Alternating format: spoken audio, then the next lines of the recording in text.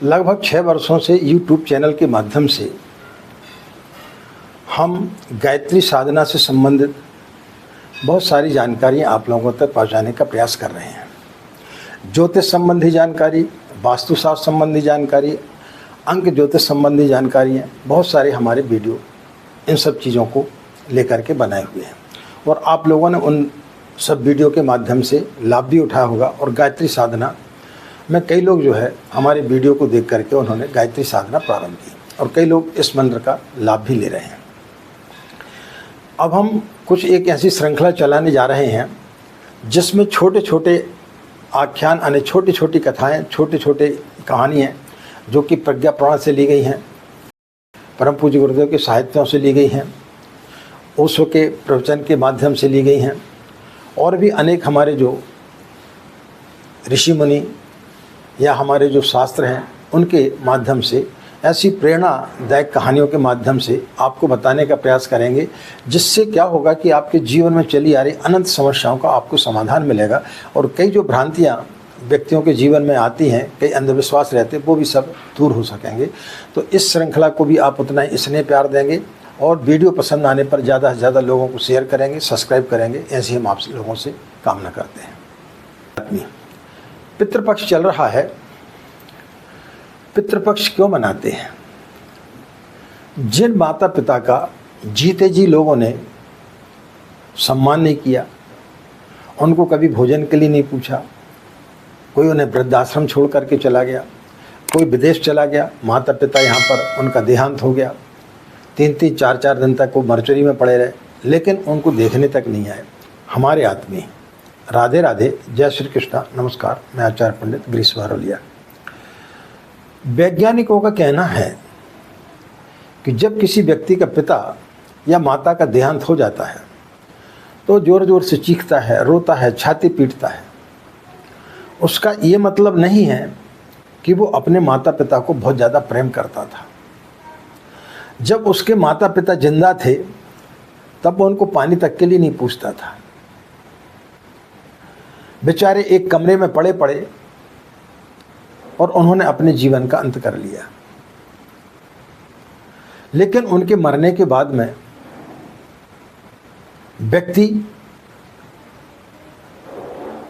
उनके सम्मान में, उनके सत्कार में इस प्रकार से लोगों को बताता है, रोता है, किलपता है, जैसे कि उसको अपने माता पिता से बड़ा प्रेम था।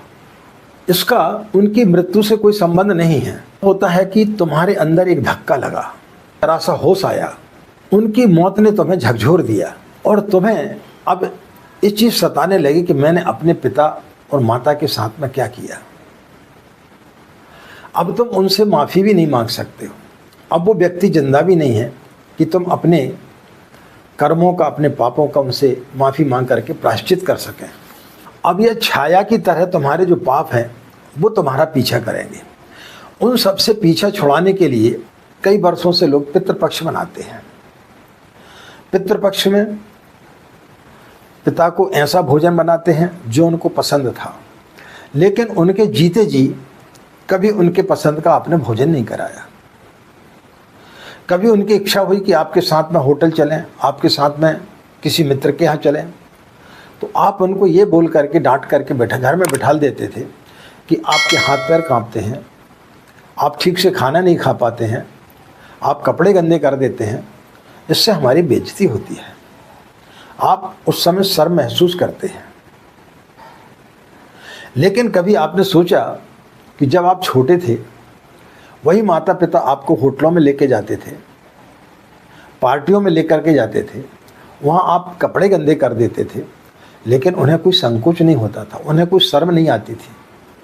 वो आपको साफ करते थे, दूसरे कपड़े पहनाते थे, लेकिन उनके चेहरे पे कभी सिकन नहीं आती थी।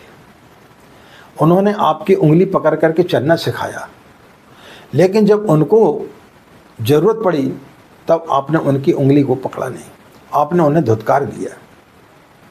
तो ये प्रायश्चित की भावना आपको कचोटती है, उनकी मौत आपको झकझोर करके रख देती है। और फिर पितृपक्ष में बढ़िया फ़ोटो बना करके ले आते हैं उनकी, कोई स्मारक बना देता है, कोई उनका मंदिर बना देता है, जीते जी कभी आपने उनकी कभी सेवा की नहीं। इस सृष्टि में आपने परमात्मा को तो देखा नहीं, लेकिन माता पिता जिसने आपका सृजन किया, जिसने आपको जन्म दिया, वो साक्षात भगवान हैं। उनका आपने कभी सम्मान नहीं किया। आप उनके साथ में, जब आप उनको ज़रूरत थी, आप उनके साथ में कभी बैठे नहीं। आपको ऐसा लगने लगा कि उनके विचार अब हमारे विचारों से मेल नहीं खाते। ये हमारे इष्ट मित्रों के साथ बैठेंगे तो पता नहीं कौन सी बात करेंगे, पुरानी रूढ़िवादी बात करेंगे। आपको शर्म आने लगी। आपने माता पिता को एकदम इग्नोर कर दिया। ऐसा कहीं नहीं देखा होगा कि जिन घरों में माता पिता के सुबह शाम फूल चढ़ाए जाते हों, उनकी आरती उतारी जाती हो, लेकिन उनके मरने के बाद में नित्य लोग उनकी फोटो पर फूल चढ़ाते हैं, आरती करते हैं। ये सब क्यों करते हैं? इसका सिर्फ एक कारण है कि आपने उनके साथ में जो गलत किया, उस पाप का आपको याद आता है कि हमने अपने माता पिता के साथ में गलत किया, और फिर श्राद्ध पक्ष में नाटक करते हैं। उनकी कभी इच्छा हुई कहीं घूमने की, कोई तीर्थ यात्रा करने की, आपने उनको मना कर दिया कि अब आप बुढ़ापे में क्या करेंगे जा कर के। लेकिन उनके मरने के पश्चात में आप कहीं गया जाते हैं, कहीं प्रयागराज जाते हैं, कहीं हरिद्वार जाते हैं। इस प्रकार का नाटक की प्रवंचना करते रहते हैं। लेकिन यदि यही चीज़ आपने उनके जीते जी उनके सम्मान में की होती, तो निश्चित रूप से उनका आशीर्वाद, उनकी दुआएं आपके काम आती है। जब आप फिर जीवन में परेशान होते हैं तो फिर ज्योतिषियों के चक्कर काटते, फिर वो बोलते अरे आपको तो पितृदोष है। साहब हमने तो ऐसा कुछ नहीं किया हमारे पितरों के साथ में, हमारे पूर्वजों ने भी नहीं किया। फिर पितर क्यों नाराज हो गए? थोड़ा पलट करके तो देखें। आप जिन फूलों को अपने पितरों के समक्ष चढ़ा रहे हैं, उनमें आप अपने पाप छुपा रहे हैं, आप अपने कृत्यों को छुपा रहे हैं, आपने जो उनके साथ में दुर्व्यवहार किया उसको छुपा रहे हैं। तो जब इस प्रकार की यातना देकर के आपने अपने माता पिता को मृत्यु के आगे में छोड़ दिया, तो वो आपसे कैसे प्रसन्न हो सकते हैं? तो उन्हें प्रसन्न करने के लिए एक नया नाटक चालू होता है कि हम फिर श्राद्ध पक्ष में उनको तर्पण करते हैं, दुनिया भर में जाते हैं और उनकी सुख शांति के लिए कामना करते हैं। ये दिखावा चलते रहता है। लेकिन मित्रों, यदि आप अपने माता पिता का सम्मान करें, ऐसे कितने लोग हैं जो अपने माता पिता को वृद्धाश्रम छोड़ के चले आते हैं, कभी पलट करके उनको देखते भी नहीं, और जब उनका मृत्यु का समाचार मिलता है तो घर में बहुत बड़ा भोज रखते, लोगों को ऐसे बताते जैसे पता नहीं क्या कर रहे हैं। उतना पैसा यदि आपने उनके ऊपर खर्च किया होता, उनकी दवा दारू में खर्च किया होता, तो उनकी मौत इस प्रकार से नहीं होती, उनको कभी अनाथाश्रम जाने की जरूरत नहीं पड़ती।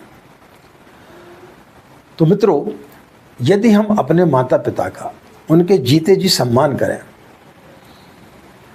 उनकी सेवा करें, उनका आशीर्वाद लें, तो निश्चित रूप से पितृपक्ष में उनको दी हुई श्रद्धांजलि आपकी काम आएगी और उनका आशीर्वाद आपको निश्चित रूप से प्राप्त होगा।